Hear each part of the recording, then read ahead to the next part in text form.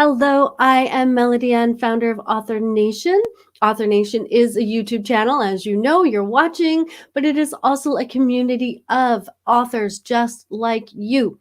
So if you're interested in becoming a successful nonfiction author and you want all the support and resources you need, join the community. In today's show, we are going to be talking about public relations for authors. I think that can be a really intimidating topic. And so I have an awesome guest coming on to kind of break that down for you.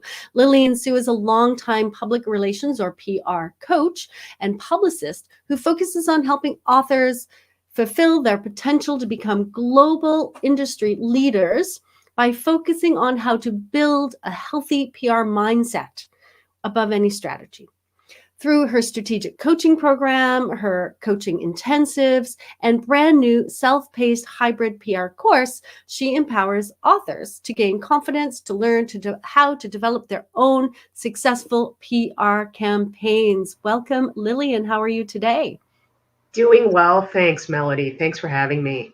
Yeah, absolutely. It's just before the show we were talking about names and you were saying like Lilian Sue, sometimes people think that's your middle name because there are people who go by both names, and I often do. I call myself Melody Ann, which is my first name and my middle name. But Sue is your last name, not your middle name. I just thought I'd point that out to everyone.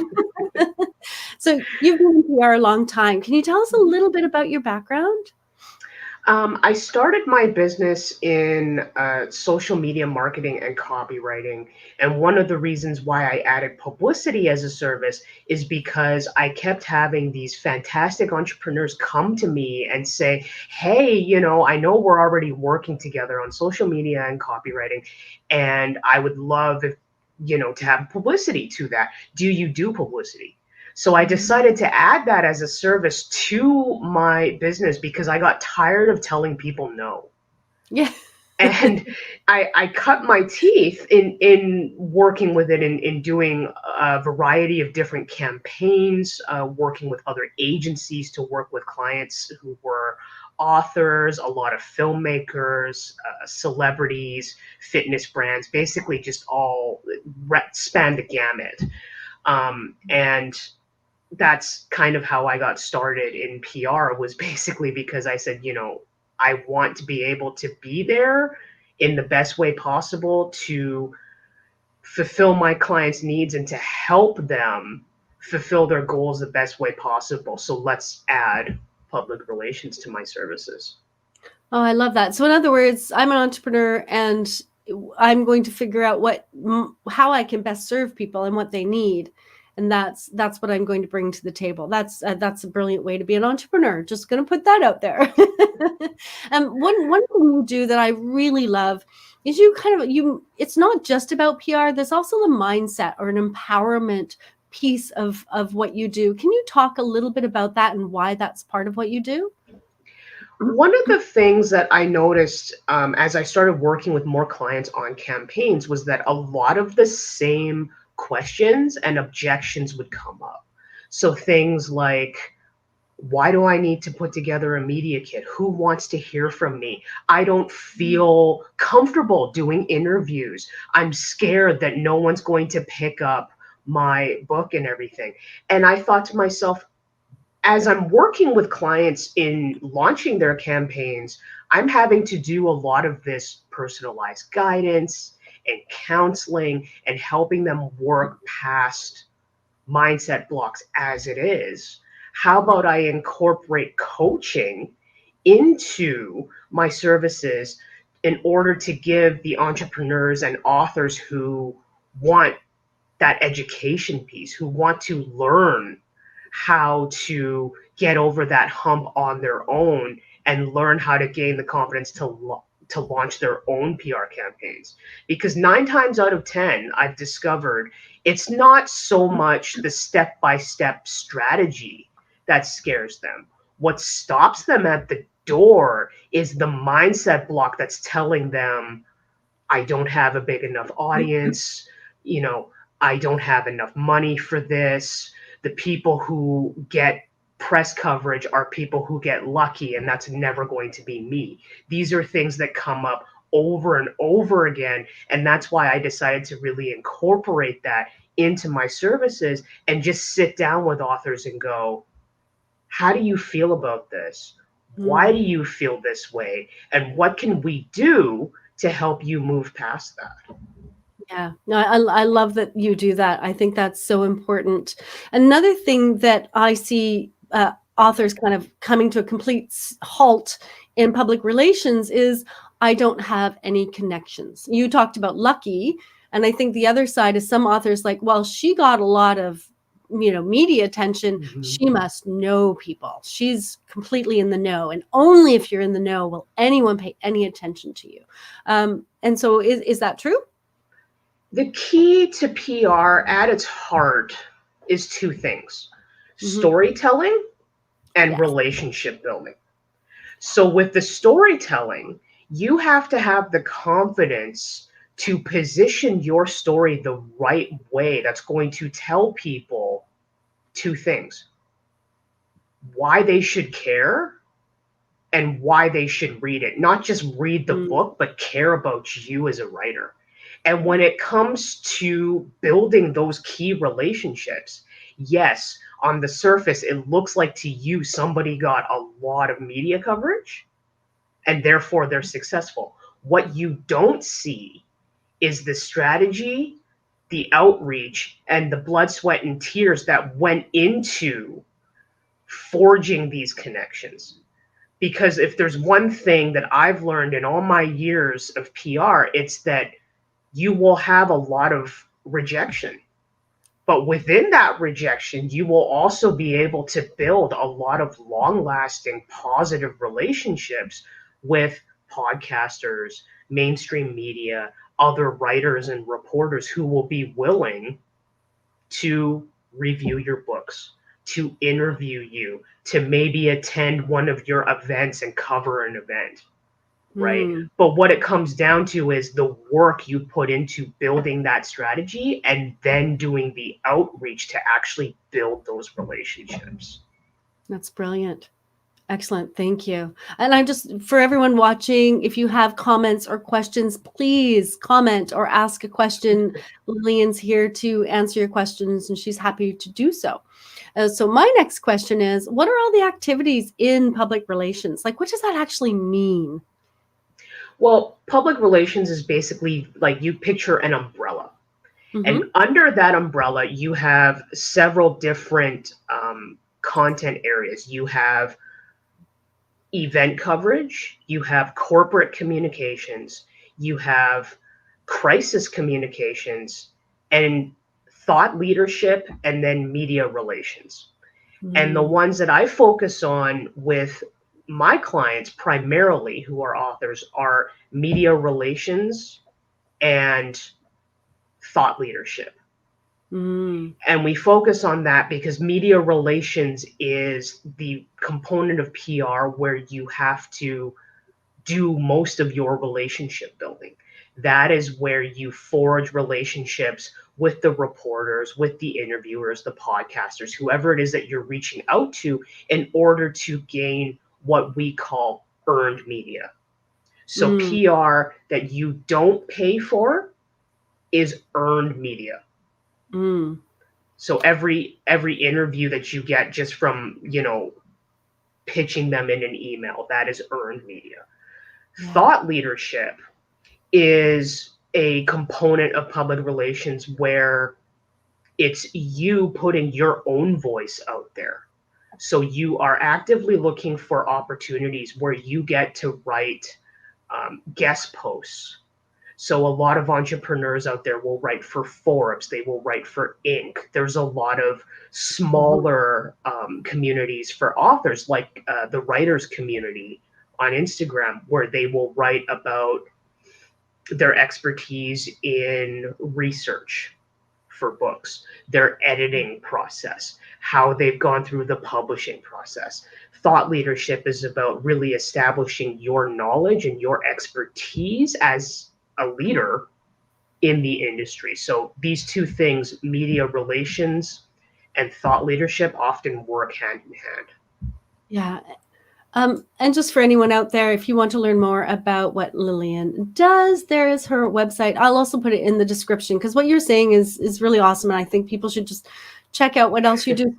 So authors don't benefit. Well, all authors can benefit from all PR activities, but there are certain PR activities that are more attuned to what authors do. Is what I hear you saying. Is that accurate?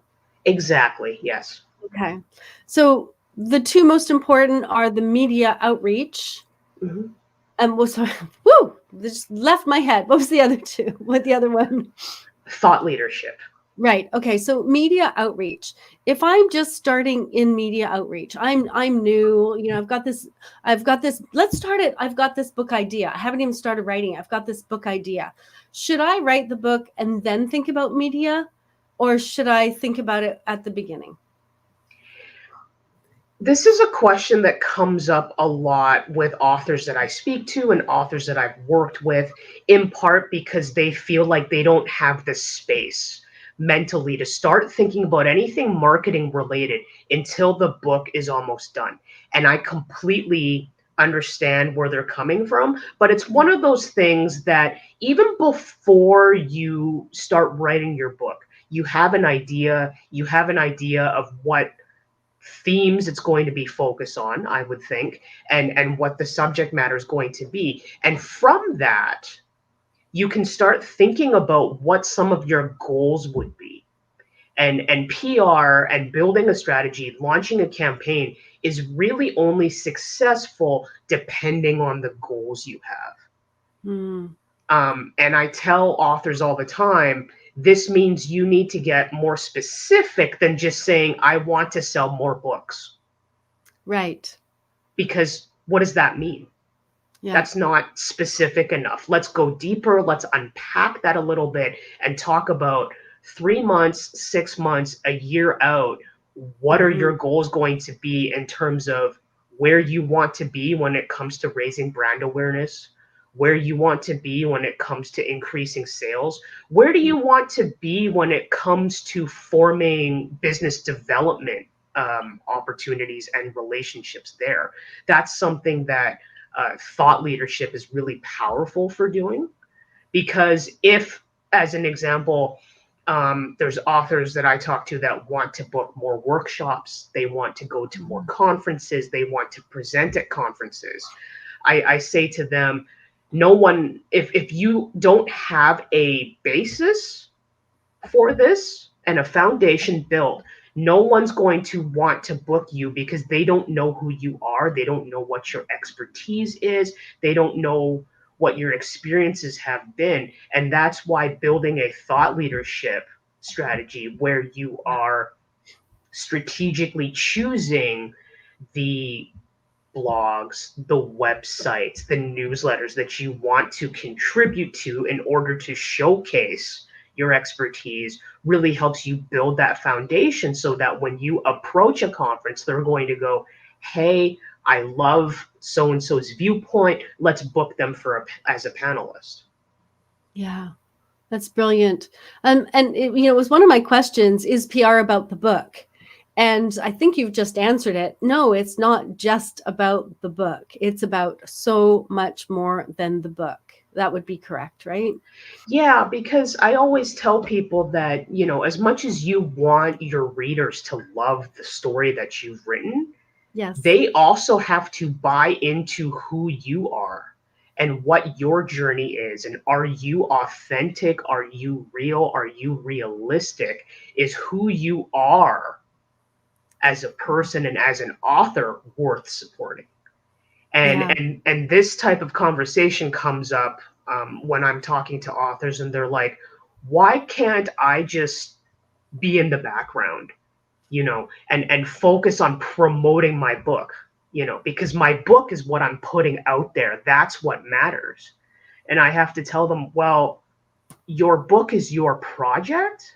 But as much as they want to learn about your project and the themes of it and the characters and why it matters, particularly for nonfiction authors, because what you're writing is not fictional, you pour so much more into it of yourself, your experiences, your knowledge, your skills, and they really want to learn more about who you are.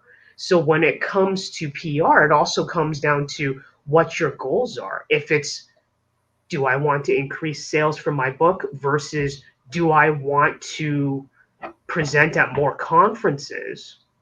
Yeah. Focusing on book sales is very different from, hey, I'd like to present at more conferences, but they're also connected to one another as well. Yeah. Yeah, I love that. So if you're out there watching, which I see that you are, drop us a comment or a question because Lilian here's to answer them. And I certainly have a question based on what we've just said. And if you're watching on the replay, stay tuned. We have lots more to come. Lilian, so let's just imagine for a moment, I'm an author and I'm writing a book that doesn't actually fit into my business. It's just a book I want to write. Usually that is a memoir. Often that's, but I'm writing my memoir. And it doesn't really fit into my business. It's, but I want people to buy it. What do you say to people who are kind of in that place? This actually is a great topic that recently came up in a workshop presentation I was doing for Women in Publishing, the Women in Publishing Summit. And I said that one of the great ways you can increase media outreach for your books and increase the types of relationships that you're building is to focus on the themes of your book. Because if it's a memoir in particular, undoubtedly you're going to be dealing with a lot of, I have clients that have a sobriety as themes in their books, mental health issues, love and relationships. Like you just span the gamut, grief, right? And I say, you're not so much fitting into a genre as you would with a fiction book, but you still have themes. So I invite them to dig deeper into the themes of their book and really figure out why they chose to talk about these experiences they've had, these incidents that have happened to them, and really look into who out there in those industries, like in mental health, in sobriety, in grief, that they can reach out to and form relationships with. What gets overlooked a lot are these amazing opportunities that you have to connect with these different associations, blogs, podcasts, and actually go and talk to people. Do a talk, sit in on a meeting, have your book there as a resource for people who are grieving, for people who are struggling with sobriety, whatever it is. Like these are all opportunities that most folks don't think about when they're looking at promoting particularly their memoirs. Yeah. No, that makes perfect sense. And Lise Parton says, and this is a two-part comment, Lise Parton says, I'm in the PR stage for multiple already published works. So now I'm trying to market in new ways for my digital work. What would you, if somebody comes to you, I have multiple books out, they're digital, I need something new. How does PR fit in for me? I would look at, again, going back to what your goals are with these books. Are you looking at getting more reviews? Are you looking at getting more sales? What are some of the ways that you've done like in the past that have worked, and how can you expand on that? So things like, if, for example, you had those books released, but you didn't do a blog tour, can you find reviewers that will be interested in reviewing those genres or reviewing those memoirs? Can you build on the themes of your book and look at expanding them into more business development opportunities, more speaking opportunities, workshops, conferences? Are there, if you are, I don't know about your books, Lise, but if you are tied into getting to influence teenagers or kids, are there libraries you could reach out to that you could do events at? It's basically the sky is the limit depending on what your goals are. Um, I also talk to authors a lot about, is there an opportunity for you to expand on distribution when it comes to book boxes? Mhm. Are there places there that you can kind of fit in based on the themes of what these companies are putting out? So there's basically so many different options that you can use to do media outreach, you can do for business development, and it really comes down to what your goals are and where you previously left off of in terms of your promotional strategy with your books that are already published, that you can build on. Because Yeah. I've worked with clients who their books were published months ago and we're still getting press. And Nice. why is that? Because we are not letting the date of publication stop us from creating a new campaign and taking a new angle on an existing story. Yeah. I happen to know that Lise does write for children. It's interesting that you Mm. happen to use that as an example. So, Lise, I see a road trip in your future to what a fun road trip to go across Canada to all the libraries to read your books to kids, right? Wouldn't that be fun? Just throwing that out there, Lise. So I my next question, well, actually, let's get back to thought leadership a little bit because we were talking about memoir, writing to kids, and how that doesn't fit into my business. But what if I have a business and I think I have like a new way to work in an industry, and there is that thought leadership component. What would you suggest for that? When you talk about a new way to work within the industry, I think it comes down to first doing your research to kind of see what else is out there, who's been writing about certain things within a typical industry. And it really also depends on how niche that industry is going to be. Because certainly, if you're looking at writing on, I've done a lot of business and marketing writing on the past. There's a lot of publications that focus on that, but there's also a broad spectrum of topics, right? And it also depends on, how you do your research in terms of, because there's always a blog out there, there's always a newsletter. That's actually something that I'd really like to emphasize too, because many folks tend to overlook newsletters as a great opportunity to not only get your writing out there and establish your expertise and your voice, but it's also a great way to build a relationship with whoever's running the newsletter, so that you Mhm. always have that connection. If you ever have anything to promote or whatever, you have that vehicle that will get you in front of that highly engaged niche audience. But Yeah. I think it really does come down to doing the research to sort of see who's out there in the industry, who's been writing about what, and really looking at, okay, if what I want to talk about is already on Forbes, it's already on Inc. or wherever it is, where else can I go that's going to get me that exposure? Yeah, that really good point. You brought up a question, but I just want to say that Lise has said, "Thank you, Lilian. I'm refocusing on steps I took by reevaluating my original goals." So I just wanted to let you know that she's grateful for your advice. Thank you very much, Lilian. You made a comment just a moment ago about, if you have something for a newsletter and, the newsletter owner lets you put something in, you come back later if you have something to promote. Let's talk a little bit about the balance between giving and promoting, right? That give and the take. Where do you say that balance is?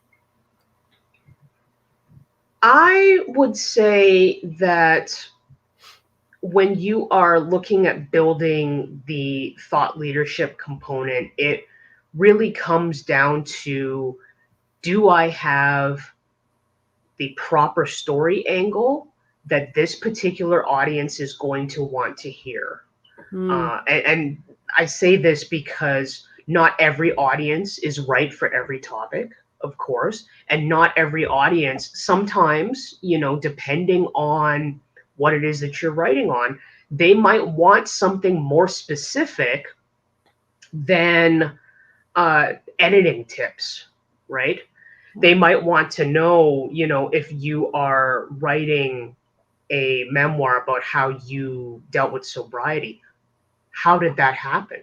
What was your wake up moment? What was your, how did you research that? Were there tools and resources that you can recommend to them? It really depends on what the audience is. And then when it comes to the promotion part of it, I always believe in giving more than you take. So if you are giving somebody a great piece of content that's going to help hopefully educate and inspire and give their audience the confidence to move forward with whatever it is, then you've paid it forward, so to speak. And you've done a great job at forging those connections. When it comes to the promotion piece, of course you want to promote it, because as I come back to with a lot of my author clients, if you don't promote it, it will be like if you never did it at all. So you can't forget that portion of it. And the best way to promote it is to not spam your social media with the link all the time. I tell them this all the time. I say audiences take between 7 to 10 times to see something before they truly absorb it, number one. And number two, you're going to have folks in your audience that will absorb things in different ways. Some people want to read it, some people want an image, some people want an audio or a video clip. So what you do then, and this also helps authors out with their social media strategy, is you take that piece of content and you repurpose it into all these different formats and share it at different points on your different platforms so that they can absorb it in ways that make sense to them, and hopefully will go back and actually read your whole piece or listen to your entire audio clip, whatever it is. Yeah, I love that. No, that's great. Really, really good advice. Earlier we talked about being lucky or in the know. There are some myths around public relations for authors, and one of the things I hear is that people come to me and they say, I need to the New York Times. I need to be in the New York Times. That's everyone will read it, and then I'll sell books. And I think it's like maybe not the place you start, and it may or may not be the place you actually want to go. So is it a myth that if you can just get that one article in the New York Times, you've got it? Is that a myth, or is that true? And not necessarily New York Times. Pick any, yeah. It is definitely a myth, and it persists because these high-profile, well-known outlets have audiences of like thousands upon thousands of people, sometimes millions.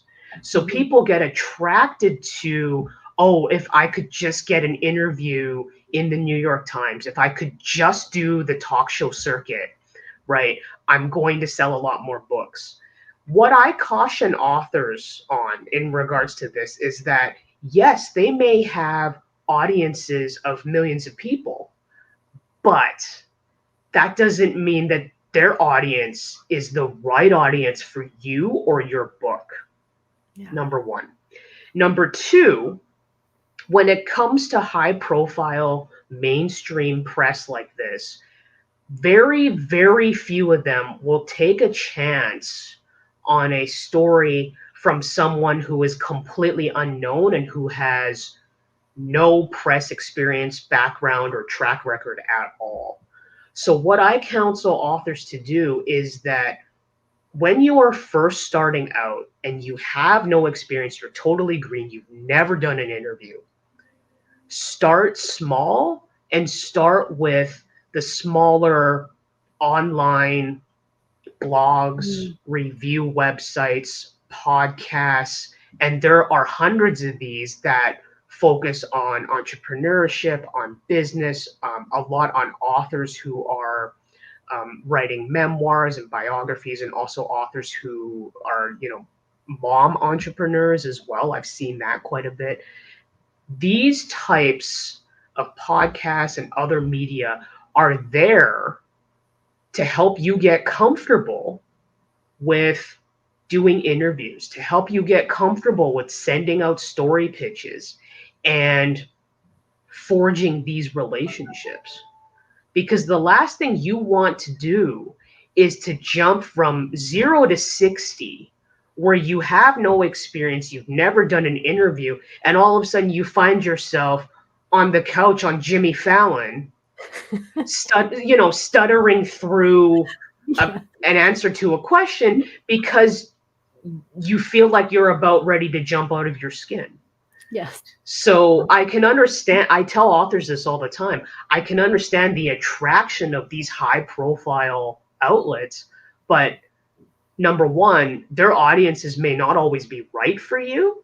And Mhm. number two, you would be much better served and much more confident and comfortable if you actually spent time going through interviews with smaller outlets, reviews, event coverage, learning how to forge those relationships on a smaller scale before moving up to something that has an audience of millions of people. Yeah. And that brings, it makes sense to me. One, it's for you to practice and get comfortable with it. And the other thing that jumps to mind is if I were to publish a book and I live in Vancouver, local media would be more interested in me kind of off the top. It's like, oh, local hero type story, right? And then once you have a local hero type story, you can kind of take that and broaden it a little bit and find the next layer up of media and say, look, I had all this coverage. This is a great story for your people and your people. And it's almost like you're taking these steps and you're, up there's this a wall, you want to get to the top of it, and you're building these steps yourself to get there. Is that reasonable? Yeah, I think that's a perfect metaphor to kind of look at it. I always picture it as building like a layer cake, or Mm. if you're playing Jenga, right? And your bottom is unstable, then it's going to come tumbling down. Like if you haven't spent the time to first work on your mindset, B, work on positioning your book and your story the right way, and then C, actually going through building the building blocks of a proper strategy, Yeah. it's not going to work. Because the last thing you want is to secure an interview, realize that you've skipped over building a media kit, and then having to throw one together, say last minute, and not have it represent you the right way because you haven't taken the time to sort of sit down and actually go through, how do I want to be presented? Yeah. Yeah. I love that Jenga and the cake one. The cake one jumped out at me, right? And I was like, ooh, what great idea. You're layering up, right? You never stop with, you Mm-hmm. never put the top layer of the cake on first, right? Yeah. It's impossible. Yeah, no, that's a really wonderful metaphor. Thank you. Another thing I hear, and it's a big question for authors is, what's a reasonable budget for a PR campaign for a $20 book? Because there's this whole, I'll never make money off the book. Therefore, I shouldn't put any money into promoting the book. So what, maybe respond to that idea. And then what is a reasonable budget and reasonable kind of, not just financial budget, but time budget to put into a campaign that will actually bring results? And yeah.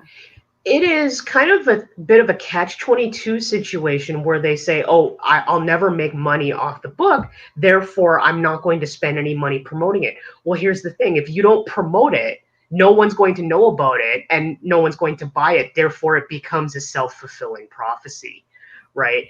And that the crux of it is that, when it comes to anything, any sort of creative endeavor, if you are not willing to promote it and to talk about it and to share about it, I'm sorry, but no one's going to know about it. That is just the way of the world. And when it comes to PR budgets, at least for authors who work with me, I sit them down and I ask them, what is it that you actually want out of PR? And what I mean by that is, are you looking for that education component to really learn how to do it yourself? Are you looking for that personalized guidance piece and personalized support in getting that education? because in answering all of those questions, that's going to determine A, where you should be looking for services, and B, some of the general ballparks on how that like how much that's going to cost you. Because for me, I have individual coaching sessions for clients that want that educational component along with that personalized guidance. A lot of my clients love that I sit there with them and I help them brainstorm things. They always come out of a session and a coaching session and say to me, I never thought of that. Mm. And that's where I love it, because I see the light bulb go on over their heads, and I'm like, yes, you're getting it. Yeah. But I also offer, like a full on 8-week coaching program for clients who want that educational component from start to finish. Mm-hmm. Same thing with my course. There are other clients of mine who go, hey, you know what? I really don't feel like I have time to tackle on the education right now. Can you work with me and actually launch a campaign with me? Mm-hmm. And I say to them, hey, that's fine. I'm happy to work with you on that.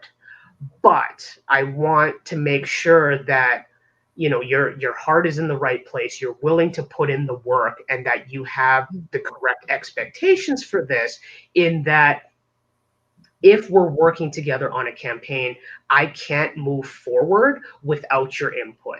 So I'm not about to send out a media kit or a story pitch if you haven't approved it first. If you tell me that where you live means you can never do video interviews properly, I'm not going to schedule you for a bunch of video interviews, things like that. So budget really, depending on this, it really depends on what they want in terms of goals and services. And it also depends on how in depth they want to go. Because for length of campaigns, a 4-month campaign is going to cost you more than a 2-month campaign, as an example. So it really depends on what it is that you want to do, and also how big you want to do it for. Because if you're just, say, focusing on Canada, that's very different than, say, if you wanted to go international. Mm-hmm. Yeah, good points. Thank you very much. I want to talk a little bit more about your courses. I'm really fascinated, but I just want to ask before we move on, have I missed any, is there another big myth that you come across that you just want to mention and talk about before we move on? I would say another really big myth that I've heard from countless number of authors that I've spoken to and worked with over the past couple years is that there is a myth that you need a certain audience size in order to, quote unquote, qualify for PR. So people kind of have it in their heads that it's like, oh, if I don't have thousands of followers on Instagram or hundreds of thousands of newsletter subscribers, I can't make PR work for me. And I just wanted to say that that myth is false, because there is no like imaginary list of criteria, first of all, that you need to qualify for in order to qualify for PR. No matter how big your audience is, it comes down to how you position yourself, how you position your story, including the themes that your book is focused on, and also how you do outreach and what your goals are. Going back to the, do I want to do thought leadership? Do I want to do media relations? And what does that look like in regards to the types of outreach that I'm doing? Yeah, perfect. Thank you so much. It's such, I didn't even think about that one. Thank you for adding that in. And I just want to pop this up. So if you're interested in looking at what Lilian offers course-wise, you can go to in retrospect marketing academy .thinkific.com. I will also put that in the show notes. But I'm one thing I really like about what you do. So I love the fact that you work with empowerment, mindset, and PR. Like that. First off, that's fabulous. The other thing, and these are two of the big reasons I wanted you to come on the show, and thank you for coming, is that you offer, look, if you're a do-it-yourself person, here's a course. if you don't have a lot of time, but you really want to just pay someone to do it, here's an option for you. And I love that you have that spread for people. It's making it available to everyone based on their energy level, their time commitments, their financials, where they are financially. I really, really love that. So can you tell us a little bit more about the different options that you offer depending on kind of our time, energy, and money? Sure, yeah. As I mentioned earlier, I offer individual coaching sessions for clients that just kind of need that one off. There's like a specific portion of building a strategy that they're stuck on, that they need to kind of get over. And even that's kind of available. They can book more than one session if they, Mhm. come across other things they're stuck on, like, hey, I don't know what to put in my media kit, or hey, I'm having trouble building my media list, or geez, I've been pitching for a month and a half now and haven't gotten any responses. Can you look at the pitch I've written up, things like that. My 8-week coaching course is a little bit more structured, so the individual sessions are there for clients to schedule depending on their own schedule and their time and everything. My 8-week course is structured so that for 8 weeks we have a coaching call weekly, and we kind of work through one element of the strategy per week. Mm. So with my coaching program clients, I will do, first week, okay, what's your brand story? Meaning, who are you as an author, or and why did you decide to start writing? All the way to week 8, hey, you've gotten press coverage. Here are all the different ways you can incorporate into your strategy in order to share them properly, so that you're maximizing how you reach your audience. And this is more structured in the sense that on a weekly basis, there is a coaching call, and I give them resources. I record the coaching call. And in Oof. between calls, they can always come to me, email, Instagram. I use Voxer, which is a voice messaging system as well, to Mhm. walk them through any questions. Let them Right. know it's like in between sessions. What are you stuck on? How's it going? Do you need me to look over anything before our next call? So that is a much more involved way for me to kind of give them that personalized guidance, in order to build up their education. The course is a little bit more DIY and less involvement from me, where just like the coaching program, they're walking through all the different building blocks of how to build a PR strategy. Everything from, literally, my first lesson is, are you even ready for PR? Mm. All the way to, here's how to repurpose your press coverage. But in the course, they learn that through, I have video slideshows, I've given them templates, industry examples, other resources, all of that sort of thing, to really help round out their education. But in case they get stuck on one of the chapters, they can also book a coaching call with me, just to kind of walk through, this is where I'm at. I'm stuck on this. I saw the industry example, for this author who, did an intro video and posted it on YouTube. I'm stuck on how to do that. Can you walk me through some of the things I should put in there? All of that sort of thing. So it's kind of half DIY with a little Mhm. bit of personalized guidance for me, just in case they need it. And I chose to do my course that way primarily because I noticed that courses I'd taken in the past didn't have that component. You'd have to email the instructor, and they would take like a couple days or weeks even to get back to you. And I said, I don't want that for my students, Yeah. right? So, and then lastly, the campaign services is, they can book me for 2 months or 4 months, depending on what their goals are. And I sit down with them in a call, even before I send them the contract, to figure out, what do you want this campaign to be focused on? Do we have, tentative goals in terms of, if you want to do thought leadership, if you want to have reviews, if you want to get more interviews. And then even after I send them the contract, I sit down with them in a call and I go over the contract with them just to make sure, is everything okay on your end? Do you have any questions? Are you concerned about, I have payment plans for my clients in order to make things truly more flexible and more affordable for them, because I really believe in helping them fulfill their goals and build up their reputations and increase brand awareness for their books. And I've never met a client who hasn't appreciated that. Yeah, exactly.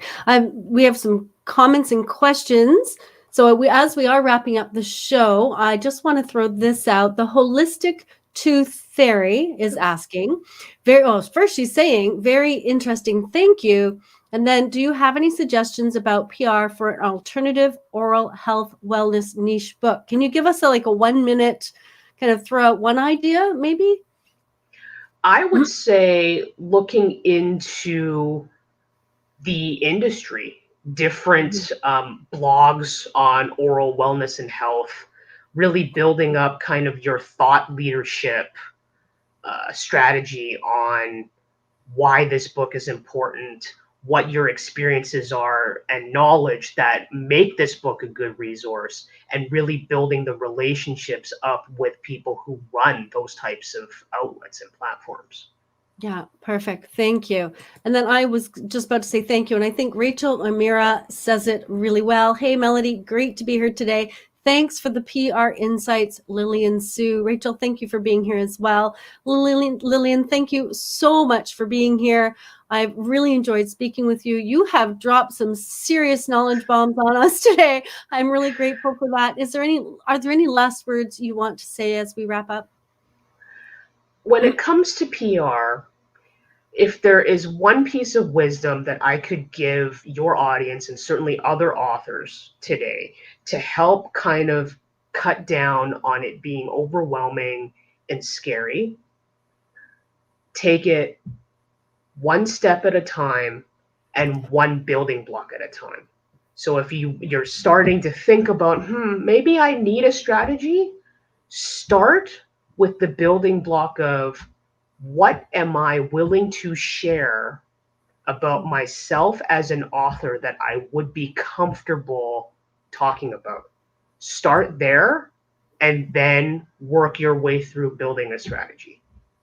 Perfect. Thank you. Lise Parton also says, thank you so much. Thank you again, Lilian, for coming out today. I really appreciate it. And if you're out there and you've really enjoyed this, get in touch with Lilian. She has an awesome knowledge for you on PR. And I think PR is something authors can do and that will benefit them. And of course, I will be here next Thursday with another interview. I look forward to that as well. So come back next Thursday. We have a brand new show for you then. Until then, have a fabulous week.